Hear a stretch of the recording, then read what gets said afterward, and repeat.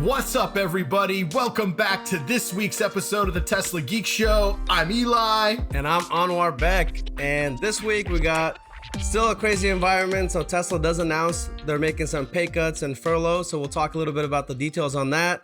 Performance, Model S and X get more power in a new Cheetah launch mode. Can't wait to explore. Tesla releases new software update and more. So this week's episode of the Tesla Geek Show is sponsored by EvanX. Thank you so much to the guys at EvanX for helping us pay our editing costs. That's why we're able to bring this episode to you.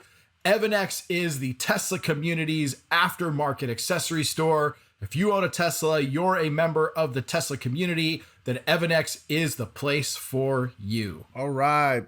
So you would think right now with the factory shut down and we're still in the midst of all this, the illness 2019 stuff going on. We shouldn't even have anything to record. I know, but there's actually quite a bit going on. So we'll go ahead and get a little bit of like the negative news out of the way, I guess. So the first topic, I'm sure you guys have heard about this, but Tesla last week, they finally announced that they're making some pay cuts, furloughs, and I think they're aiming to try to get back to production May 4th. So at a high level, this comes from Electric. The head of HR at Tesla, Valerie Capers, there's an email that was leaked that went to employees, and basically what they were talking about is there's basically between a 10 to 30% pay scale cut depending on your level. And I think basically what is going on is, and I love how Tesla's doing this, the VP level guys, the senior executives are getting a 30% cut. And this is all, I think, until the end of the second quarter. End of Q2. And then the next level, so like director level type people are getting 20% and everybody else is getting a 10% cut. And then the other thing that I was really happy to hear is that so the non-essential workers, they're going to be furloughing. And this is a term I've never heard of before. I'm sure I don't know if you guys are in the same boat.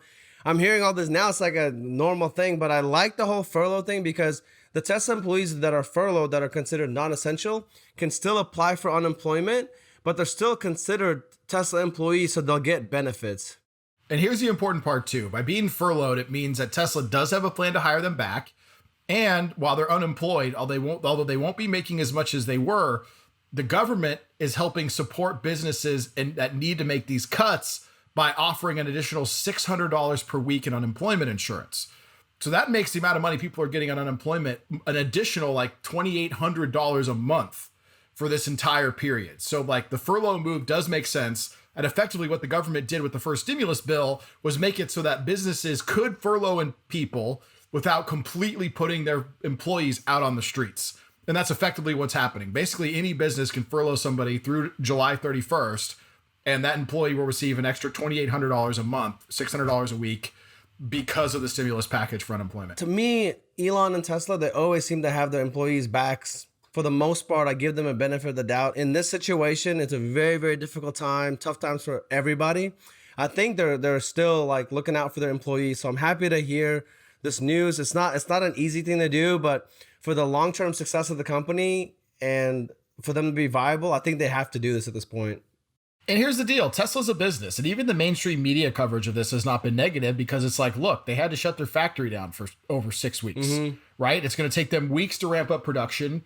Demand is not going to be what it was, period. A whole bunch of people are out of a job.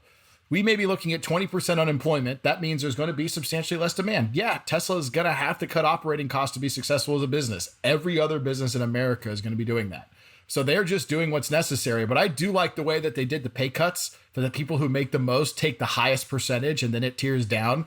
I think that was a really egalitarian way of doing it. And I'm really glad to see they did it that way. Let's say in a perfect world, they are able to get back and fully functional on May 4th. I think that's kind of the end date for the shelter in place that was mandated in Fremont. In a theoretical, let's say Tesla can just turn on, and it's not as easy as just flipping the switch, but let's say theoretically they can flip the switch. There are things that I'm kind of worried about. Number one, do you foresee a demand problem?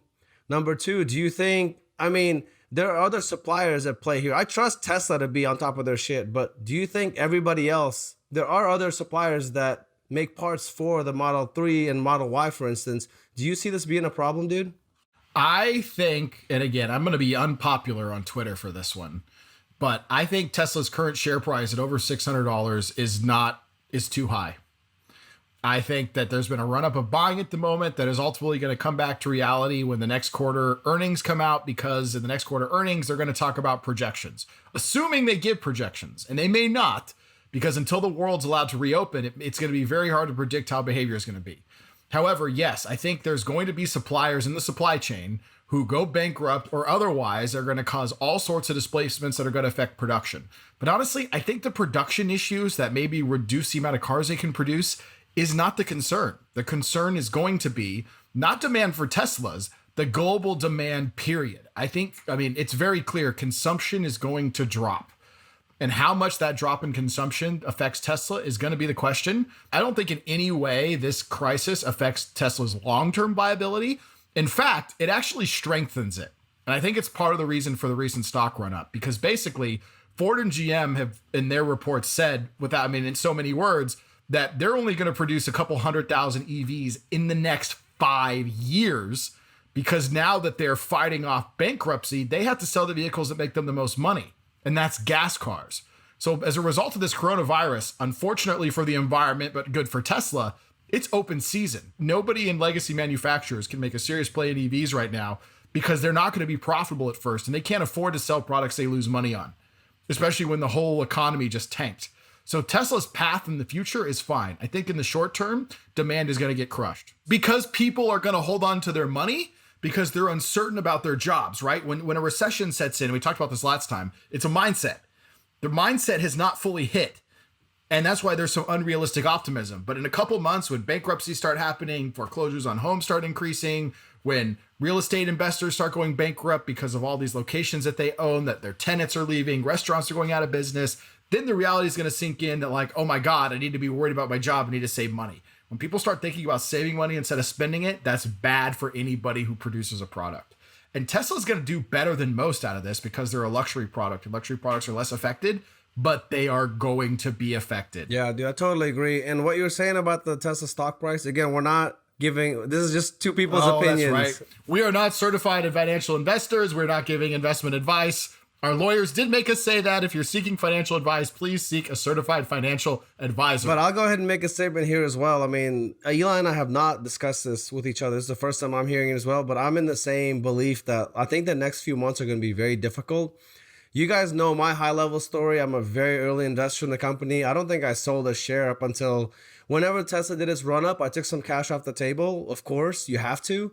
But now I'm kind of like sitting on the sidelines salivating, and I've been going through all the stress recently. I'm like, dude, did I miss the boat when they went down to 300 and something? I'm in this thing where, Eli, I agree with you, dude. There's still a lot of difficulties and just dark days ahead. So I'm sitting on the sidelines with probably half my cash at this point. And I want to go, of course, I'm going to go back into Tesla in a big way, but. Dude, I'm in exactly the same place. I sold half of my market holdings of everything, by the way, Tesla included, straight half. And I'm waiting for us to test new lows so I can go back into the market. Dude, I had no idea. We've had literally, this is the first time we've had that conversation, and our strategy is actually exactly the same. That's insane. My strategy hasn't changed, just like what Eli was saying. In the next 5-10 years, I think Tesla's where you want to be. I think Tesla's going to be doing some amazing things. This illness, it's a bigger deal than I think people are making it out to be. There's still a lot of difficulty ahead.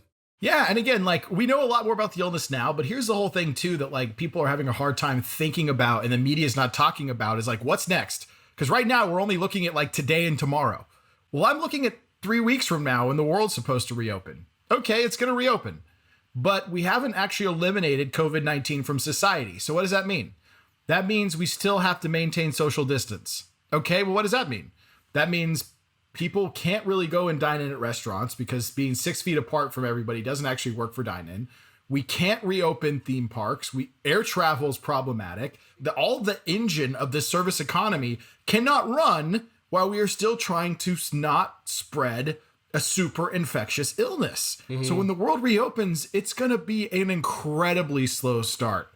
And when the world reopens and all of the optimism goes away to think life as we know it isn't just going to come back on as a light switch, that's going to have a devastating impact on the world, a devastating impact on people's psychology. Like, there's just a lot of things at play in the market right now that literally no one alive in the in this world has ever been through. And I look back to history and see what happened last time, and I'm like, yeah, guys, the worst is actually yet to come. Like the economic devastation is going to, like, again, I don't want to say this to scare people. I just want people to be realistic and prepared for what's going to come next. It's that like social distancing isn't going to end until we have a vaccine, until we have ability to rapidly test people. Concerts aren't going to happen this year. Sports probably will not return. Yep. Like anything that involves putting a large amount of people in a small space is not going to happen in 2020. Honestly, when people joke, I've made a lot of jokes about 2020 being canceled. Yeah. I actually think 2020 is canceled. Pretty much. Life as we know it in 2020 has been obliterated. I don't just mean through May or June. I do not think life will turn to normal till 2021. And until life returns to normal, the economy can't return to normal. Okay, let's move on. Let's talk about a better topic. Yes. What else we got to look at? All right, so of course you guys have heard recently there's a new software update, 2020.12.5. But the most exciting thing of this update is actually, I'm super curious, Eli, since you've got a performance Model S Raven. So Model S and X gets a new power update or addition, plus a Cheetah mode launch. Can you describe to people what that's all about? Okay, so this update, here's the worst part. With everything going on, I'm not really paying attention to all my notifications. It turns out I actually got this update 24 hours before I realized what it was and downloaded it. I like missed the notification on my phone. Literally, I was like one of the first people to get it, and I didn't even know it. And even still, I was somehow ahead of a lot of people. But so this new update, the first thing that I discovered that was really awesome is there's some major improvements now to Sentry mode. There's now a viewer on the MCU that when you get back into the car, you know, normally it tells you there was 6 Sentry mode events, but that doesn't really mean anything because the video is like stored on your drive that you got to go look at home. No. Now there's a viewer where you can see the events. You can watch the video, you can scroll through it, and you can delete it even on the spot if it was no good. So that was super cool. They had to change HAL, unfortunately. It used to be HAL 9000, but MGM filed a cease and desist against Tesla. So Tesla was just like, nope, we're redesigning, which I'm kind of disappointed about. That's so stupid, dude. Like, that was such a cool graphic. Dude, they were promoting their movie that nobody even knows about anymore for free. They should have just hit up Tesla and said, hey, we're going to give you a free license, sign this document. Instead, they sent him a cease and desist. Some stupid lawyer did this. That's what happened. Some lawyer was doing their job and caused this. And it was a mistake because Tesla is iconic. And having something of your brand attached to Tesla is a win. I mean, shit, look at the shirt I'm wearing right now. It's Maximum Plaid. Plaid mode. You don't see Spaceballs complaining about Tesla hijacking Maximum Plaid and all the reference. In fact, I'm sure they've sold more rentals of Spaceballs to new audiences than they ever have before, simply thanks to Elon Musk. So, Eli, quick question. The dashcam viewer, the videos do not store natively into your car, right? You still need a USB drive of some sort in order to store the data to view it. Yes, it's being stored on a USB drive. There's not native storage on the car for this. I've got a 256 gigabyte scan disk drive that's plugged into one of my USB ports, and that's where it's storing. That's correct. Before the software update being pushed, did you actually ever pull that USB drive out and look at any of the data before or no? Only if I saw what I thought was any damage to my car. Okay. So it's like one of those, like you looked at it very rarely, or if you saw something that was questionable. But this time it makes it, I guess this update just makes it a lot more accessible now. A lot more accessible and easy to delete footage that's irrelevant. Or the only other time I would rather pull footage is if I went on a trip and I wanted to pull video from the dash cam is like B-roll. Aside from that, no, I never view it. Now the video is actually useful. So do you find yourself actually, like, I'm assuming you get into your car, the car will say there's 5 events that happen. Now, are you curious? Your curiosity things kick in and the world's been on quarantine since this, so true. all the alerts are like the sunlight coming through my garage. Yeah. Once I get back out into the world, they will actually be meaningful. But at the moment, there's nowhere to go and the whole world's been canceled. So that's only part of the update. Let's talk about the second part of the update. And I know this is one that you were clued into. By the way, you know, you find out the truth that your friends don't actually watch your YouTube videos because you didn't even know I had one out about this. Go ahead. Tell them what we're about to talk about now. So the Model S and X get a power boost and this new launch mode called Cheetah mode, which I want Eli to explain to me because he says he made a video. I was like, bro, I'm so sorry. I hadn't heard. I hadn't seen it. And not only did I post it on YouTube, I posted a clip on Instagram and Twitter.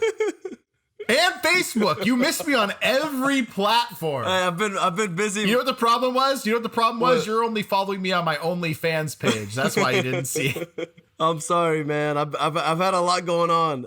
But yeah, so tell us about this update, man. I'm curious. Two things that I'm curious about. Number one, when you went and tested this, did you feel the power? Number two, what is this new Cheetah launch mode thing? Because I've played around back in the day with the keep your foot on the brake, press the gas one time, press the gas all the way down and release the brake. They changed that like setup now, right? So overall, they've improved launch control because part of the problem before was it was complicated. You had to put the brake down, it had to be all the way down. Then you have to put the accelerator all the way down. It would say launch control enabled. You have to lift off the accelerator, push the accelerator all the way down again. Then the car would like rock back and you had like 5 seconds to release the brake and you get max power. Now, it's a little bit complicated, but that's fine if you're just doing it around town.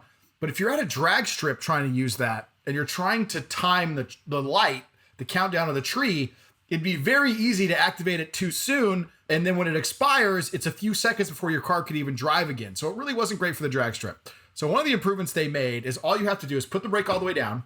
You have to have it in Ludicrous Plus, and you have to have your suspension set to low. If your vehicle isn't already in low suspension, it will not work. Oh, interesting. And it took me a bit, like I didn't read the instructions because I never Did you lower the suspension before you put it into ludicrous mode? Yes, you have to.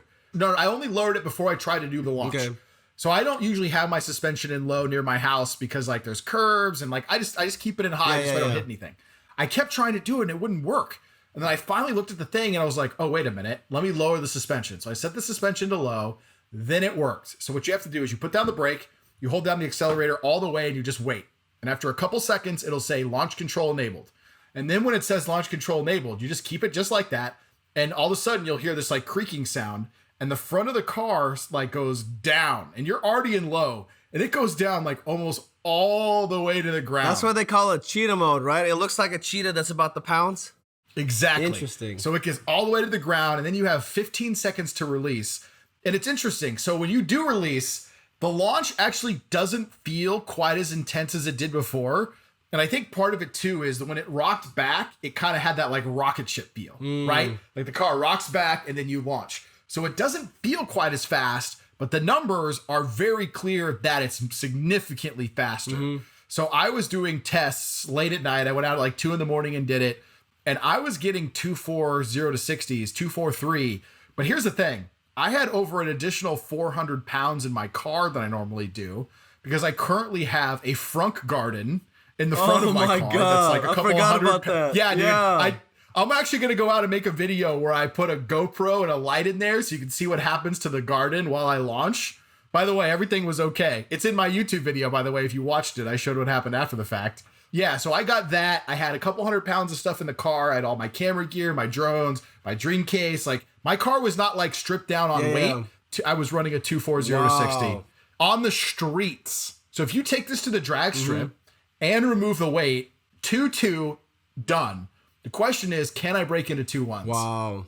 And then we look at Brooks's video. Brooks was running 10.5 quarter miles on the streets. And Brooks's prediction, I think he's 100% right. That makes this a 10.3 second car. That means it beats the Porsche Taycan and Tesla delivered. And now the total output of kilowatts when we do a launch is over 600. That makes the Performance Model S Raven an over 800 horsepower car. Holy shit. Just a software update. We gained almost 50 horsepower, right? On the Performance S and X. Yep. Wow.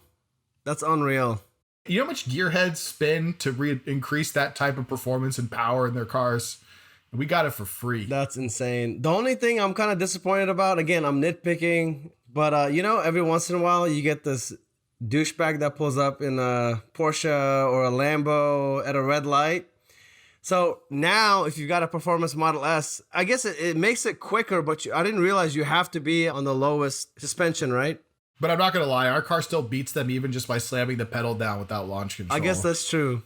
We still do a 250 to 60 without launch control. We smoke them. In that circumstance, if you are driving on the lowest setting, you could put into launch much quicker than before, right? Because from what I'm understanding, as long as it's on the low setting. I actually did it. So I went out today to go for a walk and go for a hike. And on the way back, I got at a red light with the car that was a performance Audi or BMW or something, but the guy was kind of being aggressive at the light. I looked and I saw that like the other lane was going, so I immediately set my suspension to low. I turned on Ludicrous Plus. I waited for it to turn. I activated launch control, and then I just waited for it to change. And as soon as that motherfucker turned green, I let off the brake, and dude, that guy was so far Gone, behind me, it wasn't even funny. Yeah. It wasn't even funny.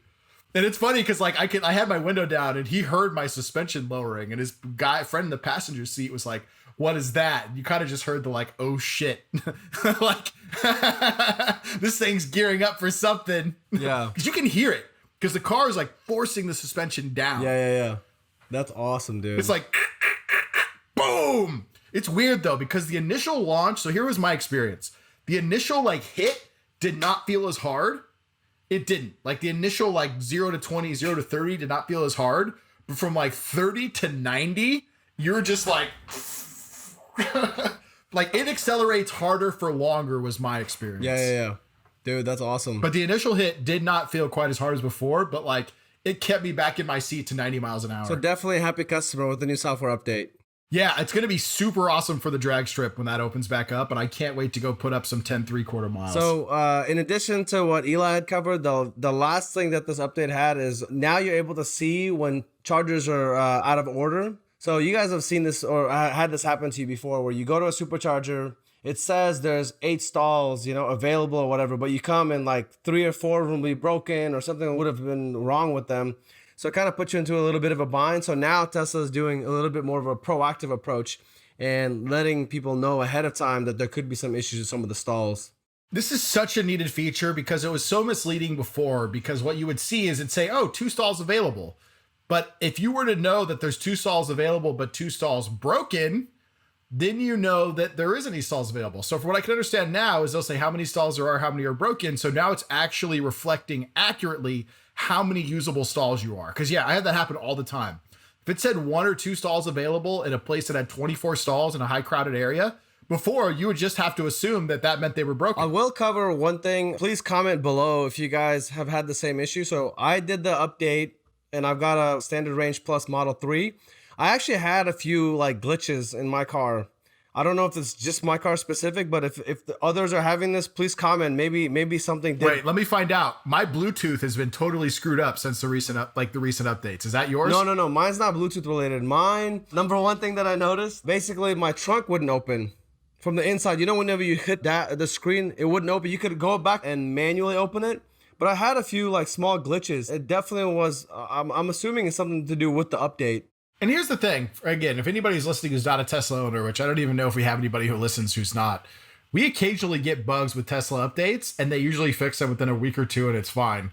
And I gotta say, the trade-off for all the awesome new features we get makes the bugs acceptable. I would probably say the most annoying one, which is the one I've been dealing with until this most recent update that fixed it. For a couple weeks, I had this issue that every time I got out of the car, or my car disconnected, but it didn't fully shut off and it reconnected. Like if I got out, ran into a store, came right back, my Bluetooth wouldn't work until I did the full reset. Oh, interesting. I dealt with that for like 3 weeks. Of all the bugs that I've had, that was the most annoying one. Because I listen to music or podcast or anything when I'm driving. And again, in my 3 years of ownership, that's probably been like the only time that I've been like, what the fuck? That's what's so weird to me is I don't remember any kind of bugs for the most part when I'm doing these updates. I've never worried about it.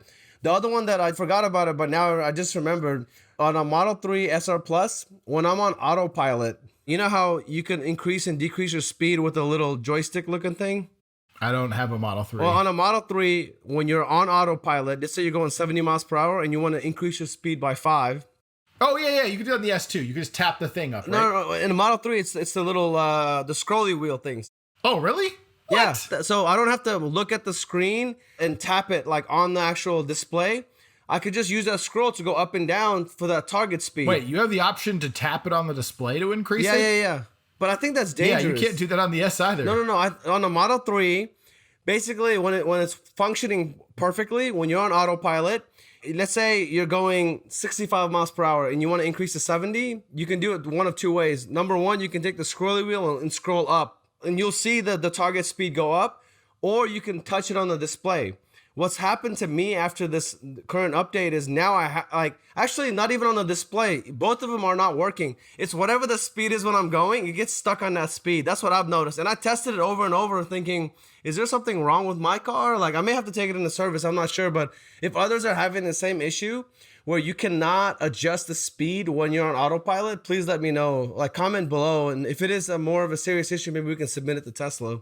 So let me talk about service real quick because I actually had a service appointment this morning that I ultimately had to cancel. So they had this like hands-free service appointment thing, and it's wild. So like there's a guy that works there, and this is my service center, so they all know me. Like I go and hang out with them all the time. Like when I got my Not a Flamethrower, because I took delivery of my Not a Flamethrower down at SpaceX. No like way. I was one of the first people to get my Not a Flamethrower. So as soon as I got back, I came to the store, I handed it all to all of them, like all of the experience that I have in the Tesla community, I want to bring back to them because like, you know, they're behind the scenes. They don't get to experience it like we do as fans. So I do the best I can to include them. So like, I know all these guys. And I went in today for my service appointment and like every car is like 10 feet apart. When they come out, they talk to you behind this rope. When your car's ready, you get a text message from somebody at like corporate who says, okay, they're ready for you. Drop your keys in this thing. And ultimately I actually ended up not taking my car into service because I was like, hey, I need a loaner. I told the guy I need a loaner. So the guy I talked to tells the guy inside, he does his whole thing. He communicates to somebody at corporate who texted me and said, hey, Fernando says they can't help you with your loaner. And I was like, well, then I need to cancel my service appointment because I can't not have a car. Like I got to go pick up my daughter tomorrow and I can't go. I'm not going to take her in an Uber in the middle of the COVID crisis. Like that's just irresponsible. So like, I was like, no, I can't have my car. So I had to cancel. But like, it was wild watching this try to go down and how like inefficient it is that human beings can't be in a confined space. Like they're doing what they have to do, but and still provide support, and they need to. And they are. In fact, the guy behind me was there getting his hardware 3 upgraded in his Model 3. He had hardware 2.0. They're putting in his hardware 3. So it was wild. It was just wild to see that whole process. And again, they were cool. And I said, hey, look, no worries. I'll reschedule my appointment. But when I do have my appointment, I have to get a loaner. I can't not have a car, especially right now where public transportation has been eliminated. I've seen some videos online on YouTube where people are doing touchless deliveries and stuff like that on the Model 3 and Model Y. I don't know if I would like that, especially if I'm a brand new owner, dude. I want the person to explain to me how this car works and all that. Like maybe if you're a repeat customer and you kind of already got the gist of it, but yeah, it's pretty tough. I think the only reason it's going down okay right now is, as you know, Tesla delivers new cars to existing owners first. I think a lot of the initial deliveries have been to existing owners. I think that's why there hasn't been really any kind of blowback. And if I look at all the posts I'm seeing on the internet, they're all people who this is like their second or third or fourth or sixth Tesla. There's a little bit of a small blowback going on right now regarding the Model Y. I'm sure you've heard. So I'm assuming Tesla's delivered probably... What's this? Tell us about this. Tesla delivered a couple thousand Model Ys, probably at the most. But just very recently, Tesla online now has a new tow hitch option. That's $1,000. You can tow, I think, up to like 3,500 pounds. I didn't know this until I started doing some research. Apparently in Europe, Model 3s have a tow hitch. And they tow about yeah. I was shocked to hear it myself. But I read an electric article, so I think this is pretty verified. But Model 3 can tow, the ones in Europe, they can tow about 2,000 pounds. So the Model Y tow hitch, the $1,000 option, is 3,500. So this isn't like an F-250 towing capacity. Like you could probably tow a small trailer, small boat, but it's still a pretty cool option. But the little bit of rumbling online has been these first 2,000 owners that put the deposit in probably within minutes of it being available and wanted that option, but I don't know if they'll be able to retrofit it. They are. They're selling it after. Oh, they are doing that. They are. Yeah. Oh, okay. Then I guess it's not too big of a deal. I read some articles. They are, but initially it was unknown, but they are selling it. Yeah. I read some articles initially. These early owners were like, "What the hell, dude? Like we put an early order in. You know, we're first in line." Very enthusiastic, and now they released this option. The other option that they released online now is a $450 roof rack accessory. So I think Model Y is, with those two options, it's become a lot more of like take your car out, you know, camping and things of that nature. So I saw a Model Y today for the first time in person because the world was in quarantine, only because the guy in front of me in the service line had a new performance Model Y. I think I don't know what he was there for. But what color was it? Crap, I need to look on my dash cam. I think it was blue. Yeah, it was blue. Performance Model Y. And I'll tell you what, that car is bigger than it was at the unveiling. Yeah. It looks substantial. Like, it's hard to nail down what it is, but like from behind, it took me a minute to realize it was a Y and not an X. And I've had that happen multiple times. It looks super similar from the back, right? Yeah, dude. It looks much more like the X. Like from the back, it looks just like the X. It's the front where you can tell it's a 3. So it's like half X, half 3. Like they split it in half. X and 3, and they got rid of the Falcon wings. But yeah, I'm excited when I can get mine eventually when it's the 7-seater. But yeah, I'm super jealous when I see Force Model Ys because that thing is baller. The reason I was asking about the color is I've been I don't know. I'm still like in this. I really want a Model Y. I can't figure out a reason why I need one at this point. I just bought a Model 3 like 2 months ago. Because you're a Tesla geek? Because I'm a Tesla geek. It's a problem, dude. But I've gone to the point where like I go online and I'm like going through the different color palettes being like, what's my favorite? If I had to buy a Model Y today, if somebody forced my hand and was like, you got to get a Model Y. All right, I'm putting a gun to your head. You got to buy a Model Y. What are you going to buy? Choose. I think I really like the blue color.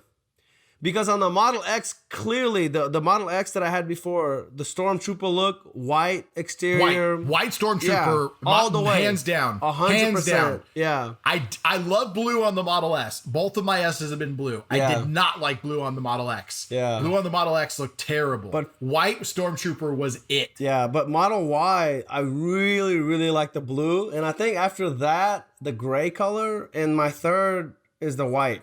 I don't know if our listeners like comment what you guys think is your favorite. Like if you had to pick a color, which one it is. But the blue with the chrome delete just looks super clean, I think.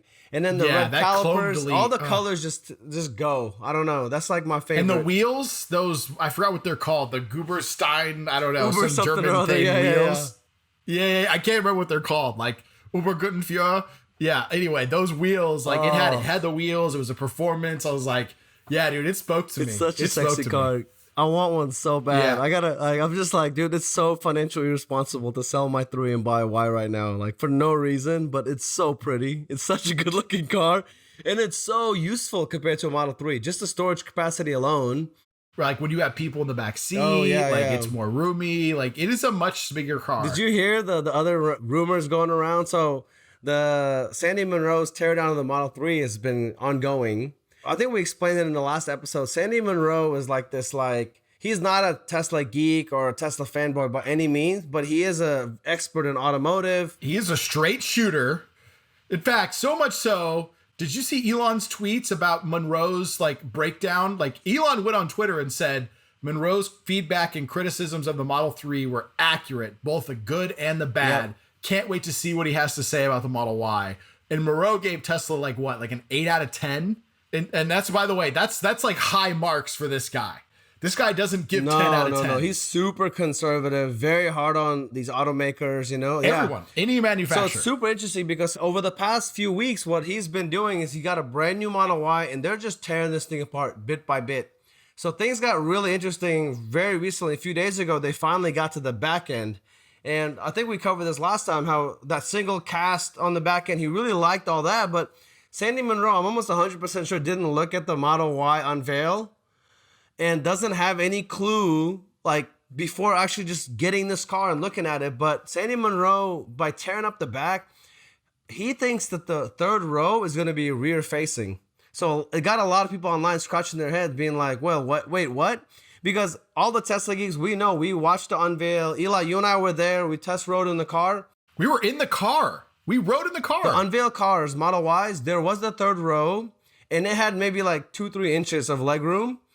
And all of us, I remember looking back, being like, who's gonna fit back there? Like even small kids, I think, would be kind of uncomfortable. Like there's really not a whole lot of room back there.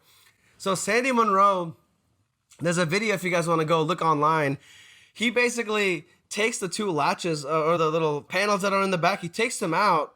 And he enters, like in his head, I guess he didn't know that Tesla, when they unveiled it, had the third row facing forward. But he's like, I'm pretty sure they're going to have it facing backwards. He gets in from the back, from the rear, and is sitting facing the rear.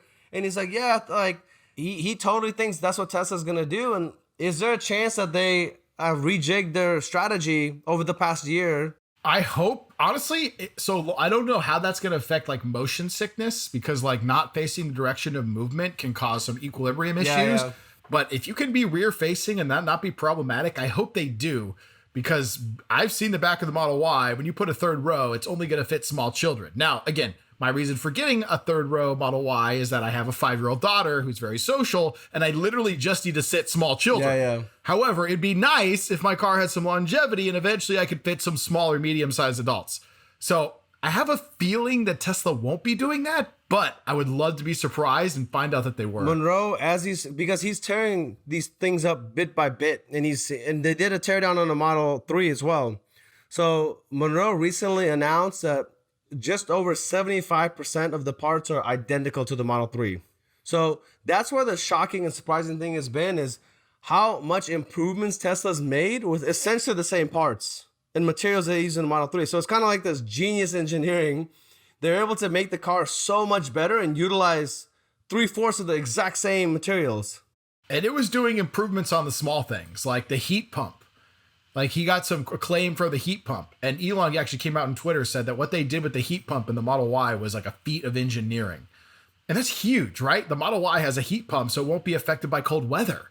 And the way they were able to fit that into like the front of the vehicle, like, yeah, no, Monroe's praise was not cheap. Like, no, you can't buy that. You had to make an excellent car to get him to give you a clap like that. I hope Monroe was also kind of mentioning this, that if these improvements go into the Model 3, as a Model 3 owner, I would love to see that. Because Model 3 already is an amazing car. On a scale of 1 to 10, how much I love my Model 3, it's like a solid 9.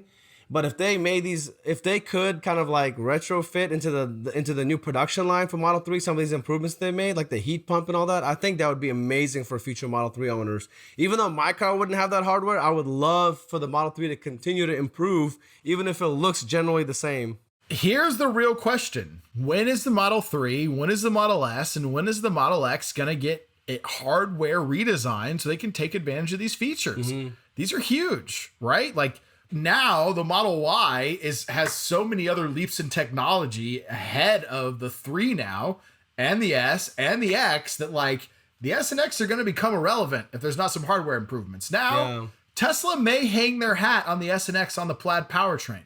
The Model 3 and Model Y are not going to get the Plaid powertrain. Mm-hmm. That is going to be for the S, the X, and the Cybertruck and Roadster. So it's going to be interesting to see if Tesla just goes all in on performance, which it seems like they're going to do, and make S and X just stupid fast, stupid quarter-mile times, track ready. You know what I can't wait to see? A Model X do the Nürburgring. Oh, dude, that'll be insane. Did that Elon tweeting about Cybertruck Plaid mode come at you as a surprise? I didn't. No, I wasn't surprised at all. What people didn't understand is that 3 motors equals Plaid. Oh, real? Okay, I didn't even understand that. I ordered that car. I ordered that car. When everybody was like, "Oh my God, Cybertrucks have Plaid mode," I was like, "Guys, 3 motors is Plaid mode. There will never be a 3. Like, the whole 3 motor design is 3 motors in Plaid are one and the same. Oh, okay. You can't buy if you buy 3 motors, you're buying Plaid mode. Got it. Apparently, nobody else realized that because the rest of the Tesla community went crazy. Yeah. But I was like, that was a given. How else is that car going to do 2.8 seconds 0 to 60? This thing's a beast. Like, yes, that was obvious to me that the 3 motor powertrain, when they talk again, you got to go back to when they announced it. They announced the 3 motor powertrain as the Plaid powertrain. Yeah, that's true. It wasn't just Plaid mode. It was called the Plaid powertrain. So great. Any vehicle that gets this 3 motor powertrain is the Plaid powertrain. And you better believe if you got the Plaid powertrain, you have Plaid mode. Mm-hmm. So ipso facto, the Cybertruck tri-motor had Plaid mode. Mm-hmm. Elon didn't think he was making any news because he had basically told everyone it, but it was in such an indirect way that like nobody thought about it until he said it directly. But back to what you were saying, I argued this when Model 3 came out, how it made S and X kind of like dated. But now with Model Y tech, it's Model Y has made Model 3 dated, but Model 3 made S and X super dated. So now altogether, I totally agree with you. Like, I feel like by the end of this year, we need something like a great interior refresh, a new powertrain. Like, Tesla needs to do something with the S and X because Model Y and 3 just keep closing that gap. And it's the best bang for your buck right now is a Model Y. After that, it's a Model 3. So, and S and X have just fallen behind, in my opinion. There's a bunch of stuff on Twitter. People were talking about, would you rather have a Model X or a Model Y? I voted Model Y, dude. Like, for the bang for the buck.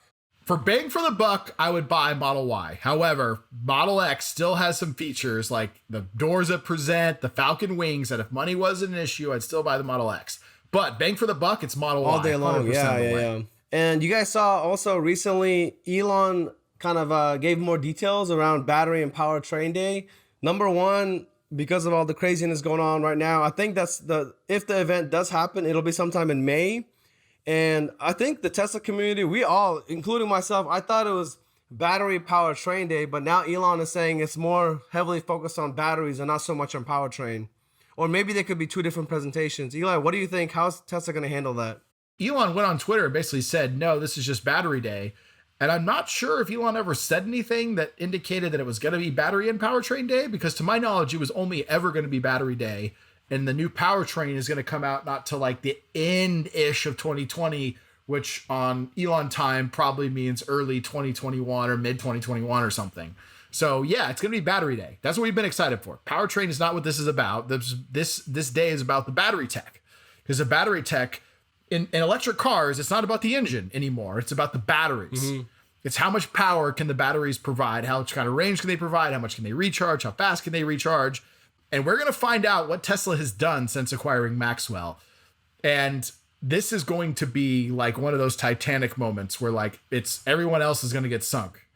Tesla isn't the Titanic. They're the glacier. Yeah, totally, dude. And everybody else is going to smash on them rocks. Other than that, Eli, how's everything going with you and the quarantining and all that? Any updates going on in your world? Terrible. I hate it. I hate this quarantine thing. This needs to end. I'm so done with it. You know, it's funny. All these people have done all these live streams and all these Zoom meetings. Dude, I haven't been on a single one. And to be honest, I just don't have the energy for it. Like, I would love to go live and talk to the community. I'm halfway there. Yeah. Like, don't get me wrong. The Adventures of Starman is making excellent progress and a handful of other things. But like, compared to the amount of time that I have, dude, like, it would be great if I could be productive every hour that I'm sitting here at home. I can't. Like, I'm not just sitting at home all day. I'm not inspired. Yeah, same. I'm not. Like, there's hours a day I spend. I don't even know what the fuck I do. But like, I literally hours go by. I have no fucking clue what I was doing, but just passing time. Yeah. Because this is such a weird clusterfuck shit show and interruption and routine that like, I don't get to be social, and I'm super social. Like, I don't get to go out in the world and see things that inspire me. Like, I hate this. I can't wait till this is over. How about you, man? How you doing? How are you? How's your family doing? Austin, Texas. We've been quarantined for like 4 weeks. The first week was a total shit show. I didn't know how to handle it. Hey, we're on week 6. Oh, week 6. Okay. I think we're like week 4. But it took me a little bit. In the beginning, I was just like binge watching Netflix show. I'm sure like a lot of people have been like, there's no reason to wake up at 7 o'clock. I was like, all my time, everything was thrown off. So finally, I was like getting depressed being at home. So I tried to like do a new schedule, something to kind of like change things up. So I started in the morning going on runs. We have like a trail in Austin. So in the morning, I do like a 40 minute run just to kind of like get my juices flowing, come back and work during the day. And then my wife and I have actually been going biking. We have these electric bikes. So we go biking. So we're trying to kind of, and now a recent thing that I've been doing is integrating my Model 3 into the mix. So sometimes when we don't feel like biking, we're getting in the Model 3 and just driving around. I think that's a cool thing during the quarantine, like no traffic. Even in Austin, imagine like we're exploring the city and just going to like different parts of the city. And if you're a Tesla geek, you love driving your car. So if you need something to do during a quarantine, that's something, I think it's safe, especially if you have a Model X and an X, put it to biodefense mode. Yeah.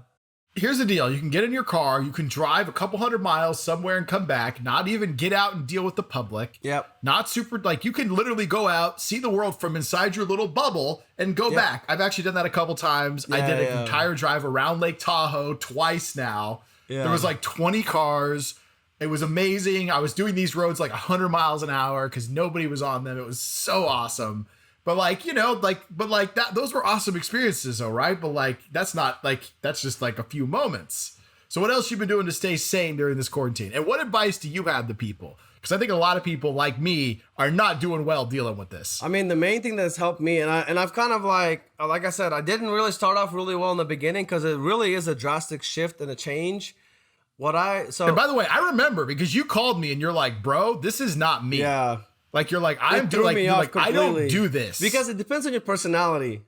Somebody like me, I am like an extreme extrovert. I love people. I love being around people. I love interacting. Like, so all of a sudden, like, it's like a personality change when all of a sudden you just cut off all ties with like human beings, like it affects you. So what I started doing is definitely reaching out to people. It's been fun. I've actually I've been having Zoom calls and WhatsApp calls with my high school people that I haven't talked to in a long time, like my super close friends from high school, extended family members, connecting people. Like that's been fun. But for me, the number one thing has been routine. Like if I don't get into some sort of routine, and you have to kind of like set up this home office type of thing, have like a little area that you can work from.